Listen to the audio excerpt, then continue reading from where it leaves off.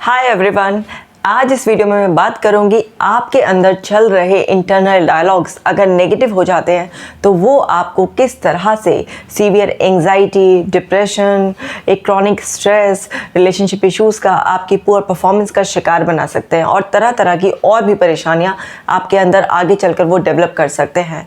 तो हमें ये समझना बहुत ज़्यादा ज़रूरी है कि हम दिन भर जैसा सोचते हैं, हमारा थिंकिंग पैटर्न क्या है।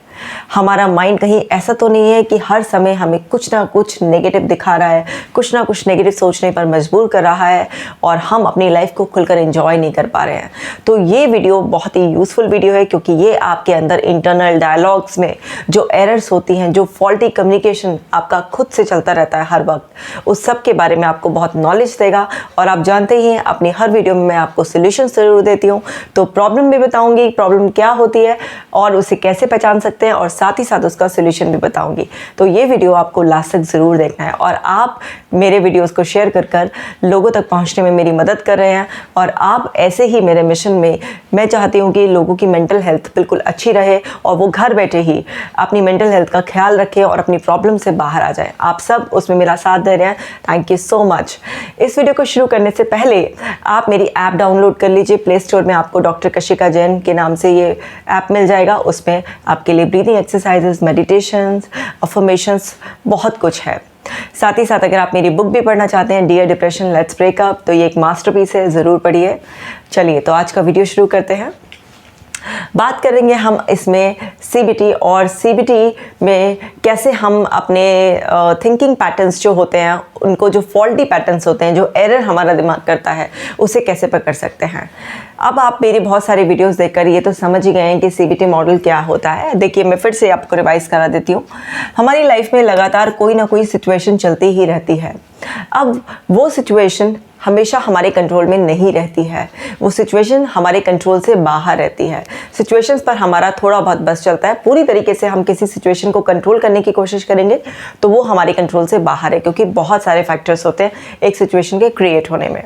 लेकिन उस सिचुएशन में हम क्या सोचते हैं ये हमारे हाथ में होता है। उस सिचुएशन को हम कैसा रिस्पॉन्स देते हैं वो हमारे हाथ में होता है। तो अब जब भी कोई सिचुएशन आती है तो हमारे दिमाग में जो थॉट पैटर्न्स होते हैं वो एक तो ऑटोमेटिक थॉट होती है।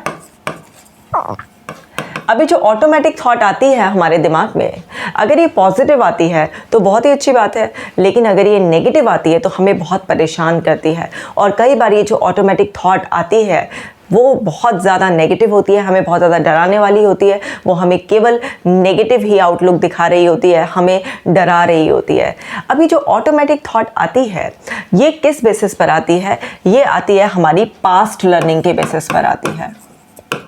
जितनी भी हमारी पास्ट लर्निंग होती है ये उसके बेसिस पर ऑटोमेटिक थॉट हमारे दिमाग में आती है। अब ये जो ऑटोमेटिक थॉट है ये बड़ा फास्ट आता है। क्यों? क्योंकि माइंड का प्रोसेसिंग बड़ा फास्ट है। मतलब अंदर अंदर जो लर्निंग हो रखी है, जितने साल की आपकी उम्र है उतने साल की आपकी लर्निंग है। सो अब वो जो लर्निंग के बेसिस पर है ये बहुत ही जल्दी सब कुछ तलाश कर आपको एक ऑटोमेटिक थॉट सर्व कर देता है। अब वो ऑटोमेटिक थॉट अगर ठीक नहीं है तो फिर आप तरह तरह की परेशानियों का शिकार हो जाते हैं। लेकिन वहीं पर हर सिचुएशन में हमारे पास चॉइस होती है कि हम ऑटोमेटिक थॉट को रिजेक्ट कर अपने लिए एक फ्रेश थॉट क्रिएट कर सकते हैं। तो यहाँ पर हम क्या कर सकते हैं, एक फ्रेश थॉट भी क्रिएट कर सकते हैं।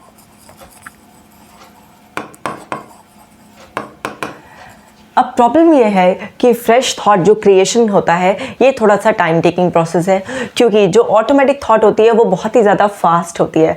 जैसे आपको भूख लग रही है और आप एक पिज़्ज़ा शॉप में गए और वहाँ पर आपको ऑलरेडी जो कुक पिज़्ज़ा था वो फटाफट से 2-3 मिनट में गर्म करके सर्व कर दिया गया, लेकिन वो पता नहीं कब बना था और अब उसकी हालत क्या है, वो खाने लायक भी है या नहीं है। बस आपने क्या किया, बहुत ही जल्दीबाजी में जो भी ऑप्शन मिला आपने उसको ले लिया और अपनी भूख को ख़त्म कर लिया। लेकिन अगर आपको फ्रेश पिज़्ज़ा का वेट करना पड़ेगा तो क्या है, वो क्या बोलेंगे आपको कि आपको 20 से 30 मिनट की वेटिंग लगेगी, क्योंकि फ्रेश पिज़्ज़ा तैयार होने में टाइम लगता है। तो ऐसे ही ये जो ऑटोमेटिक थॉट होती है ये पास्ट लर्निंग, पता नहीं किस रेफरेंस टू कॉन्टेक्स्ट में आपके अंदर क्या लर्निंग पड़ी हुई है, वो पहले से ही जो बनी हुई थॉट है वो आपके सामने सर्व हुई और आपने उसे आराम से उसको पकड़ लिया, उसको मान लिया। तो अब वो जिस तरह से बना बनाया पिज़्ज़ा आपकी सेहत ख़राब कर सकता है, इसी तरह से जो ऑटोमेटिक थॉट होती है अगर आपने इसी को ही फिर से मान लिया तो ये आपकी मेंटल हेल्थ ख़राब कर सकती है। तो आपको हर सिचुएशन को फ्रेश देखना चाहिए और एक फ्रेश थॉट बनानी चाहिए। लेकिन फ्रेश थॉट बनाने में आपको सिचुएशन को अच्छी तरह से देखना पड़ेगा, उसमें जो भी एसोसिएटेड लोग हैं उसे समझना पड़ेगा, पूरे सिनेरियो को समझकर आपको फिर अपना इंटेलेक्ट यूज़ कर लॉजिकल वे में देखकर, उसे पूरा इमोशनल वे में भी देखकर बैलेंसिंग से अपना एक थॉट क्रिएट करना पड़ेगा। तो इसमें समय लगता है, इसमें पेशेंस की ज़रूरत पड़ती है। तो बहुत सारे लोग क्या है, वो ऑटोमेटिक थॉट्स जो आती हैं दिमाग में, वो सोचते हैं कि बस ये जो ऑटोमेटिक थॉट्स आ रही है, बस यही है, मेरा दिमाग मुझे यही बता रहा है, मेरे दिमाग में यही आ रहा है, मैं क्या करूँ। तो आपको समझना होगा कि माइंड का ये काम है आपको ऑटोमेटिक थॉट सर्व करना पास्ट लर्निंग के बेसिस पर। लेकिन इसका मतलब ये नहीं है कि आप हर बार वो जो सर्व कर रहा है आप उसी को ही ले लें। आप फ्रेश थॉट क्रिएट कर अपने आप को उसी मोमेंट में, उसी सिचुएशन में फ्रेश रख सकते हैं, हेल्दी रख सकते हैं। तो आपको ये समझना होगा, ये जो ऑटोमेटिक थॉट पैटर्न्स हैं, इसी में ही हमारा माइंड, क्योंकि भाई दिमाग भी एक फैक्ट्री है ना जहाँ पर थॉट्स बनते हैं। तो कौन सी ऐसी फैक्ट्री है जहाँ पर किसी तरीके की कोई एरर नहीं होती, कोई डिफेक्ट नहीं होता। तो जिन थिंकिंग एरर्स के बारे में, जो आपके अंदर इंटरनल डायलॉग्स चलते हैं, जो आप हर टाइम सेल्फ टॉक करते हैं, उसमें ऑटोमेटिक थॉट पैटर्न्स में कौन कौन सी गलतियाँ हो जाती हैं, आपका सोचने का क्या तरीका गलत हो जाता है, उसी के बारे में मैं पूरी सीरीज़ बना रही हूँ। तो आपको आगे आने वाली 20 वीडियोस लगातार कंटिन्यूएशन इसी सीरीज़ की मिलेंगी। तो आपको मेरे साथ ये पूरी 20 वीडियोस की सीरीज़ जो है ना पूरी करनी है। तो अभी इस वीडियो में मैं पहले आपको बेस समझा रही हूँ। तो जो ऑटोमेटिक थॉट पैटर्न है, यहीं पर क्या हो जाती है, हमसे ना एरर्स हो जाती हैं। तो अब हमें समझना होगा ये जो एरर्स हमारे साथ होती हैं, थिंकिंग एरर्स,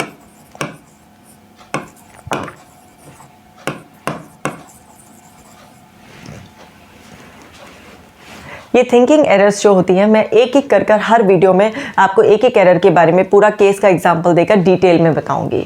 तो आपको समझना है, जो थिंकिंग एरर अगर हम पकड़ना सीख गए तो फिर हमारी सारी प्रॉब्लम्स खत्म हो जाएंगी। हमारे अंदर जिस भी चीज़ को लेकर डिप्रेशन बना हुआ है, जो भी चीज़ हमें एंक्शियस कर रही है, जो भी चीज़ हमें डरा रही है, वो सारी चीज़ें एक एक कर हमारे अंदर से मिटना शुरू हो जाएंगी। तो थिंकिंग एरर्स क्या है, हमें थॉट के लेवल पर पकड़ना है, लेकिन मोस्टली लोग पकड़ नहीं पाते। तो ऑटोमेटिक थॉट्स उनको बहुत ज़्यादा परेशान करती हैं। फिर आप जानते हैं कि जैसा भी हम सोचते हैं वैसा ही हमारे अंदर इमोशन ट्रिगर हो जाता है। हम सब के अंदर नेगेटिव पॉजिटिव सारे इमोशंस हैं, लेकिन हर वक्त हम फील नहीं करते हैं। जिस भी तरीके की थॉट्स हमारे अंदर चल रही होती है, जो भी एनवायरनमेंट से स्टिमुलस हमें मिलता है, उसी के बेसिस पर अंदर सारे इमोशंस है, वही इमोशन हिट हो जाता है और उसी का सिक्रीशन स्टार्ट हो जाता है और फिर हम क्या है, वैसा ही फील करने लग जाते हैं। और जैसा हम फील कर रहे होते हैं, जिस तरीके का हमारे दिमाग में थॉट चल रहा होता है, वैसा ही फिर हमारा बिहेवियर हो जाता है। और हमारा जैसा सोच होता है, जैसा हम फील कर रहे होते हैं, जैसा हमारा बिहेवियर होता है, उसी के बेसिस पर हमारी नई सिचुएशंस बनती रहती हैं। तो अब आगे की सिचुएशन जो एक्टिवेटिंग सिचुएशन होती है, वो ज़रूरी नहीं है उसके लिए हम रिस्पॉन्सिबल हों, लेकिन उसमें हमने कैसा रिस्पॉन्स दिया, हमने क्या सोचा, कैसा फील कर रहे थे, कैसा हमारा बिहेवियर था, उसके बेसिस पर जो फर्दर सिचुएशंस बनती हैं वो हमारे हाथ में होती हैं। उस पर काफ़ी हद तक हम कंट्रोल कर सकते हैं। मान लीजिए कोई मुझ पर चिल्लाया और मैं भी उस पर चिल्ला दूँ, तो फिर अगली सिचुएशन क्या बनेगी, और ज़्यादा लड़ाई झगड़ा बढ़ जाएगा। लेकिन अगर कोई मुझ पर चिल्लाया और मैं उस पर चिल्लाने की बजाय वो समझूँ कि वो क्यों चिल्ला रहा है, या फिर उसको थोड़ा काम डाउन करने के लिए मैं अपने बिहेवियर को अच्छा ही रखूं, तो जो अगली सिचुएशन बनेगी वो ये बनेगी कि वो सिचुएशन कंट्रोल में आने लगेगी। सो हमें क्या है, उस सिचुएशन में हम किस तरीके से सोचते हैं, कैसे रिस्पॉन्सेस देते हैं, उस पर ध्यान देना चाहिए। अब लेकिन लोग सिचुएशन में और ऑटोमेटिक थॉट में ही अटक कर रह जाते हैं। तो अभी मैं ये जो पूरी सीरीज़ मैंने आज से स्टार्ट की है, इसमें सब बताऊंगी कि किस किस तरीके से माइंड आपको फूल कर सकता है, किस किस तरीके से माइंड आपको फंसा सकता है। अब हर समय आप देखेंगे कि हम अपने अंदर डायलॉग्स जो हमारे चलते रहते हैं, जो ऑटो रिस्पॉन्सेज आते हैं, ऑटोमेटिक थॉट्स जो होती हैं, वो हमारे इंटरनल डायलॉग्स किस बेसिस पर आते हैं, जो हम इन्फॉर्मेशन फीड करते हैं। कहीं ना कहीं हमने लर्न किया होता है, डायरेक्ट और इनडायरेक्ट किसी भी तरीके की लर्निंग हो रखी होती है। लेकिन जो डायरेक्ट लर्निंग हुई हुई है, लोग उसको तो लर्निंग मानते हैं, जो इनडायरेक्ट लर्निंग हुई हुई है, लोग उसको लर्निंग ही नहीं मानते हैं। जबकि आपको समझना होगा कि माइंड इनडायरेक्ट लर्निंग के बेसिस पर भी थॉट्स का प्रोडिक्शन करता है, और वो आपको थॉट्स देता है, वो ऑटो सजेशंस भेजता है आपको। हर वक्त आप अपने अंदर एक इंटरनल डायलॉग, सबसे ज़्यादा आप अपने आप से बातें कर रहे होते हैं। इवन अगर आप किसी दूसरे से भी बात कर रहे होते हैं, उस वक्त भी आपके अंदर वो इंटरनल डायलॉग्स चल सकते हैं। जो एक पैसिव डायलॉग चलते रहते हैं, वो एक नॉइस का काम करते हैं और आपका कॉन्सेंट्रेशन भी ख़राब कर सकते हैं, और आपको सेलेक्टिव लिसनिंग का शिकार भी बना सकते हैं, और बहुत सारे आपका नेगेटिव एटीट्यूड बना सकते हैं। तो अंदर वो जो थॉट पैटर्न आपका नेगेटिव चलता रहता है, उस सब सेल्फ टॉक को आप कैसे फ़िल्टर कर सकते हैं, कैसे प्योरीफाई कर सकते हैं ताकि वो प्योर सेल्फ टॉक आपके अंदर चले, आप अपने थॉट्स को बहुत अच्छी तरीके से क्रिएट कर पाएँ ताकि आगे राइट इमोशन फील करें और आपका बिहेवियर एकदम करेक्ट हो, ताकि आपके लिए वो सिचुएशंस फेवरेबल बन जाएं। तो सिचुएशंस को फेवरेबल बनाना आपके अपने हाथ में है। अगर आप ये समझ जाएं कि आपके साथ आपका जो माइंड है वो क्या क्या करता है, दिमाग बहुत सारी गलती करता है। तो ये मैंने भी आपको बेसिक बताया। तो इसी वीडियो में मैं आज आपको एक एरर के बारे में बताती हूँ। एक है कैटास्ट्रॉफिक थिंकिंग पैटर्न। अब ये जो कैटास्ट्रॉफिक थिंकिंग पैटर्न है, इसमें एक पर्सन को बस वर्स्ट आउटकम दिख रहा है। मैं आपको केस का एग्जांपल दूंगी हर वीडियो में, हर तरीके की थिंकिंग एरर में आपको रियल केस का एग्जांपल दूंगी कि किस तरीके से ये एरर एक इंसान के दिमाग को इतना ज़्यादा नेगेटिव कर देती है कि उसको कुछ भी दिखाई नहीं देता और वो बहुत ज़्यादा परेशान हो जाता है। ये जो केस है, ये 35 ईयर्स की एक लेडी का केस है जिनके हस्बैंड गवर्नमेंट ऑफिसर हैं और वो गवर्नमेंट ऑफिसर हैं, बड़ी अच्छी पोजीशन पे हैं। अब गवर्नमेंट ऑफिसर बड़ी अच्छी पोजीशन पे हैं तो थोड़ा सा पॉलिटिकल कुछ वो भी चलता रहता है और भी 10 तरीके के लोग चलते रहते हैं, कुछ एक दो धमकाने वाले भी हो सकते हैं यहाँ से। और सारा का सारा सिस्टम जो गवर्नमेंट सिस्टम होता है उसमें बहुत सारी रिस्पॉन्सिबिलिटीज़ ऐसी होती हैं जिसमें थोड़ा बहुत उनको रिस्क लगता था कि भाई मेरे हस्बैंड को कुछ हो ना जाए किसी दिन। इस तरह से ये शुरुआत उनको इस तरीके के विचार से हुई। फिर धीरे धीरे उनकी कैटास्ट्रॉफिक थिंकिंग पैटर्न बहुत ज़्यादा बढ़ गया और वो बहुत ही सीवियर एंग्जाइटी का शिकार हो गए, उनको पैनिक अटैक आने लग गए।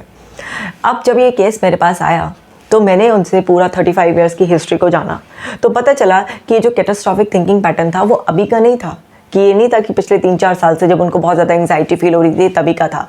उनको बचपन से ही एंग्जाइटी थी और धीरे धीरे उनकी एंग्जाइटी ने कैटास्ट्रॉफिक वे डेवलप कर लिया और फिर उनको पैनिक अटैक्स आने लग गए।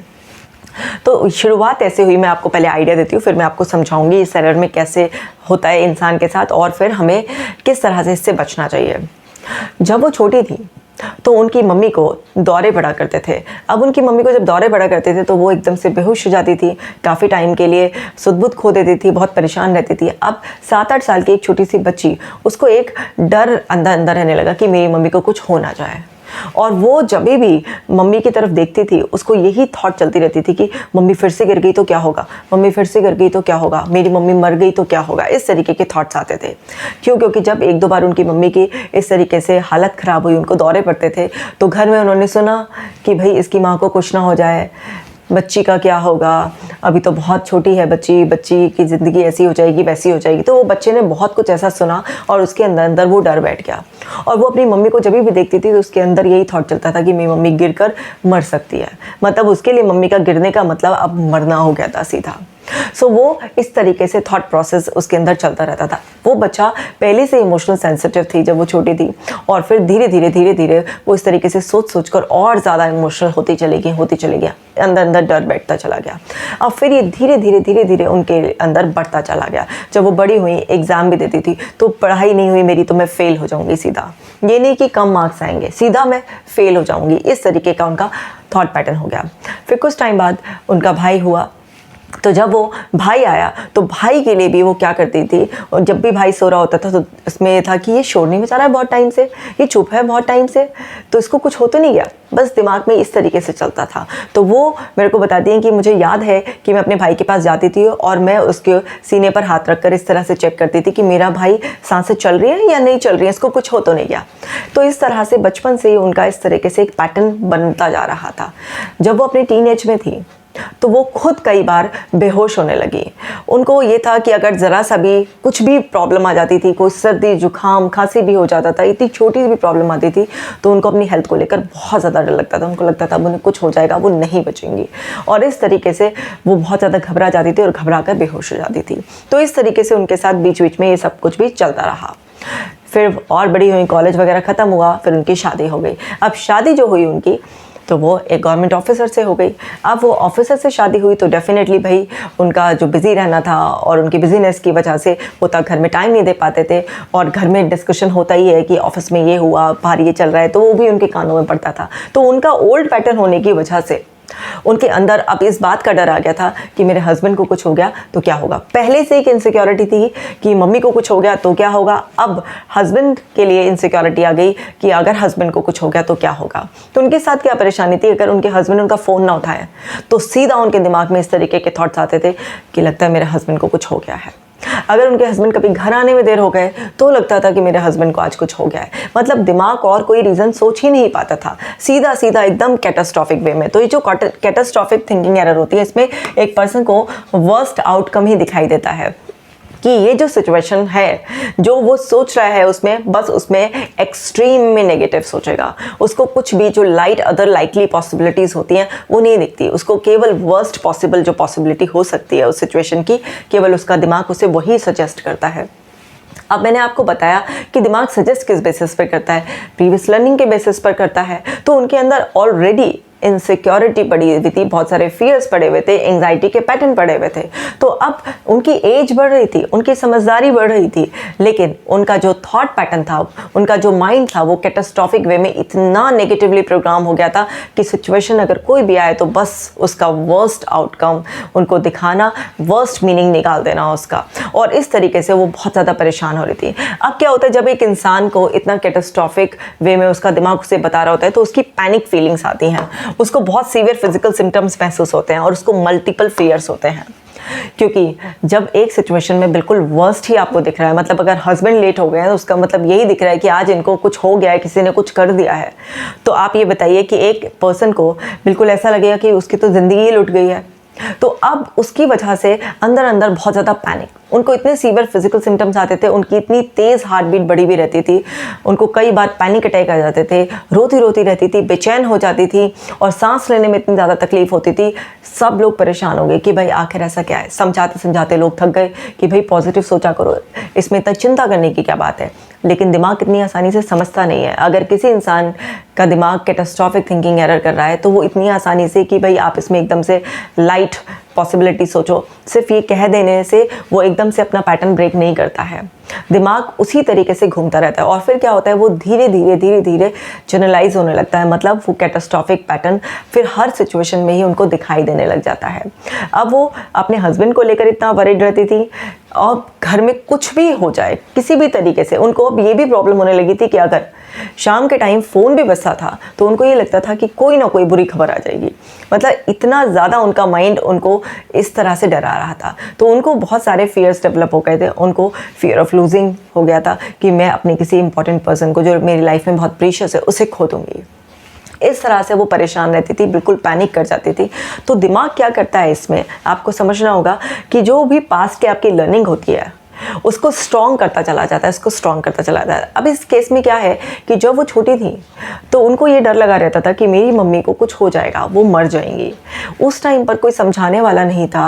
मान लीजिए घर का कोई बड़ा पर्सन उनको समझा देता कि बेटा इसको इस तरीके से नहीं सोचो, आपकी मम्मी की दवाइयाँ चल रही हैं, आपकी मम्मी ठीक रहेंगी। मतलब उनको कंसोल करने वाला, उनको कोई समझाने वाला, उनके थॉट पैटर्न को जिस तरीके से वो सोचती थी उसको करेक्ट करने वाला, उनको समझने वाला अगर कोई मिल जाता तो वहाँ पर वो जो इतनी स्ट्रॉन्ग कंडीशनिंग हो गई थी दिमाग की वो नहीं होती। वो स्टार्टिंग में ही वो कंडीशनिंग वहाँ पर ब्रेक हो जाती। लेकिन कोई भी ऐसा नहीं मिला और वो बस इस तरीके से सोचती गई और हैबिट हो गई।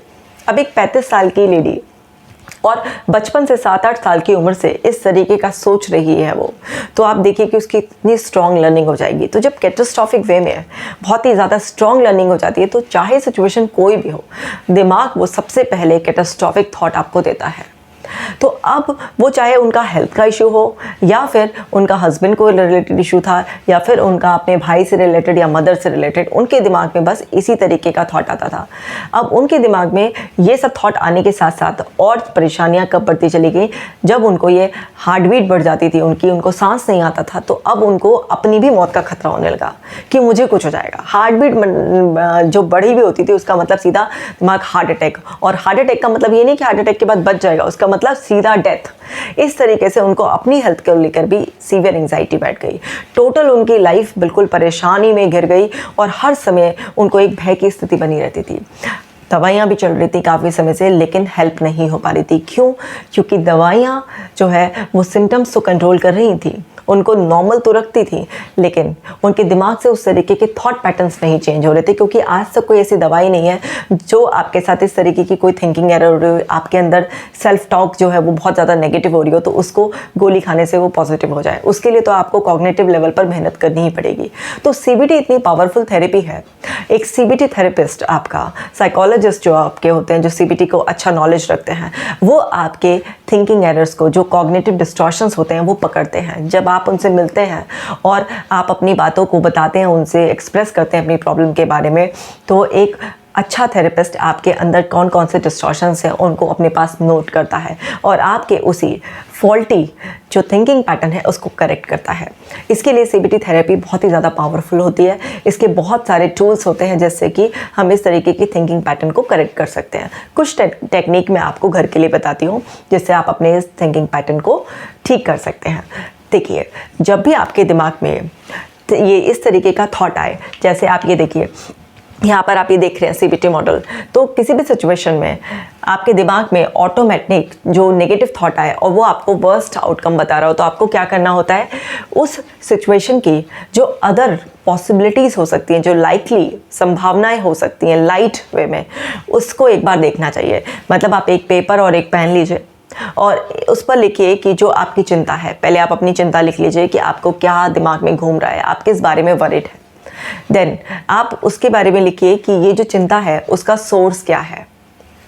मतलब ये चिंता आपको किस बेसिस पर हो रही है, कि आपको क्यों लग रहा है कि आपकी जो चिंता है ये वास्तव में सच हो जाएगी। उसके रिलेटेड कोई पास्ट एक्सपीरियंस, कोई पास्ट रेफरेंस, आपके पास कुछ ऐसा पड़ा है क्या जिससे आपके अंदर ये चिंता जनरेट हो रही है, तो वो आप जब लिखेंगे।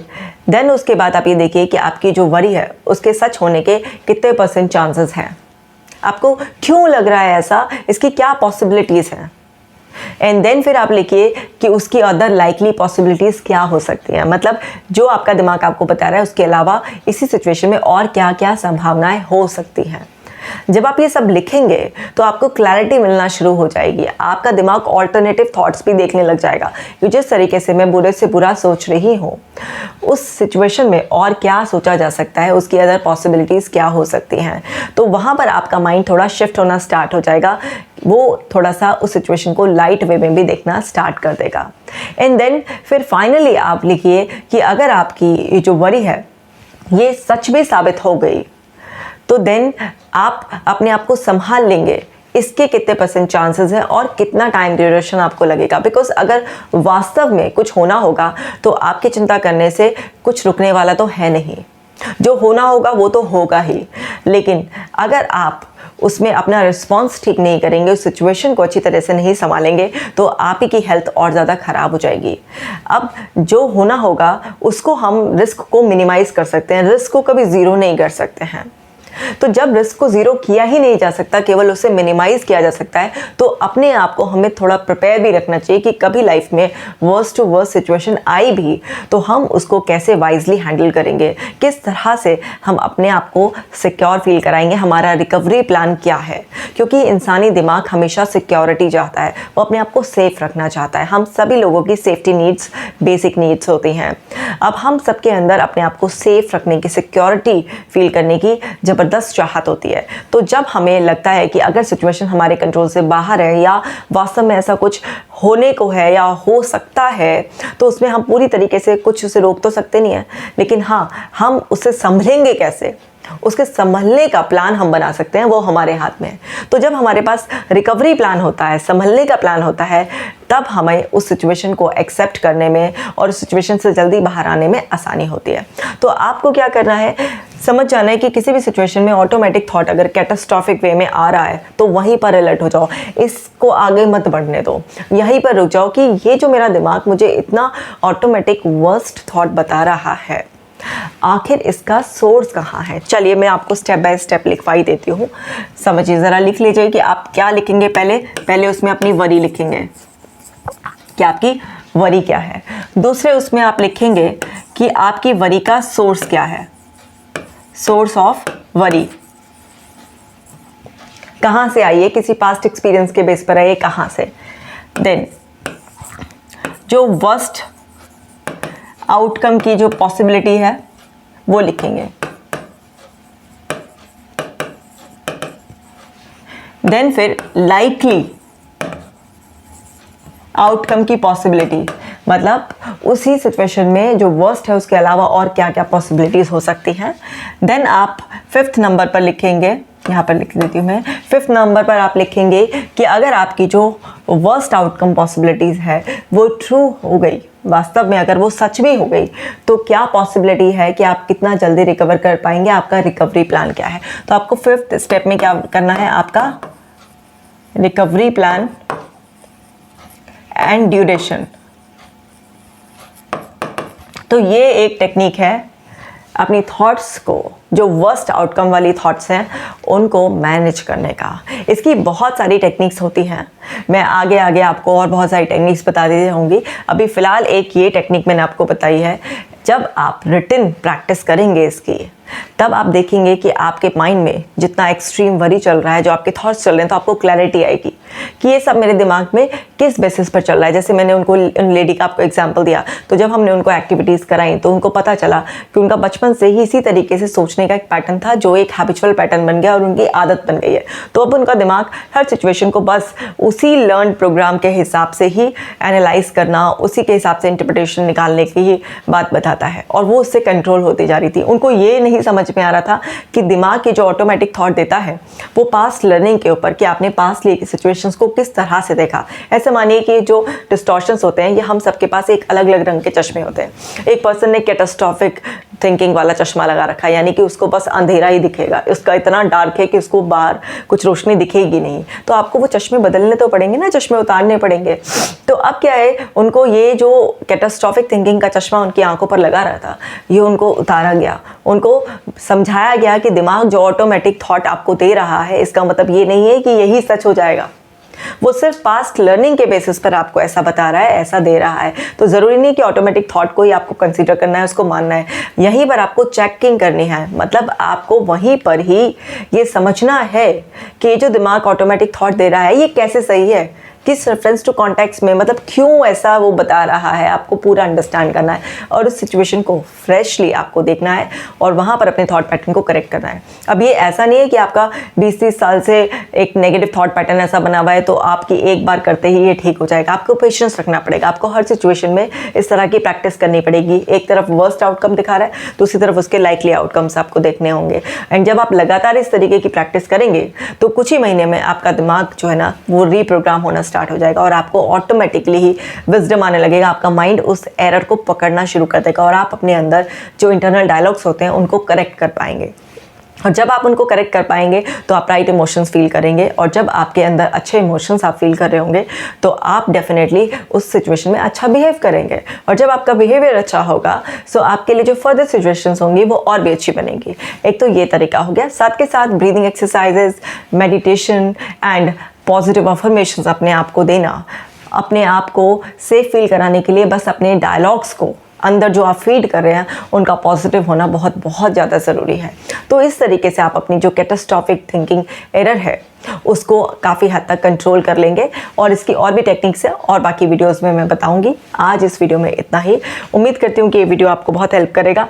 और अगर आपने अभी तक मेरे चैनल को सब्सक्राइब नहीं किया है तो आपको इस चैनल को सब्सक्राइब ज़रूर करना है, क्योंकि इस पर ऐसी यूज़फुल वीडियोस मैं हर ट्यूसडे और सैटरडे रात को 8 बजे आप लोगों के लिए अपलोड करती हूँ।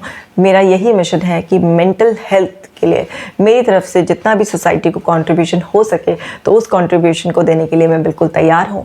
आप भी इसमें मेरा सहयोग देना चाहते हैं तो आपको बस हर ज़रूरतमंद तक इस वीडियो को पहुँचा देना है और कमेंट करके मुझे ज़रूर बताना है कि आपको मेरे वीडियोज़ कैसे लगते हैं।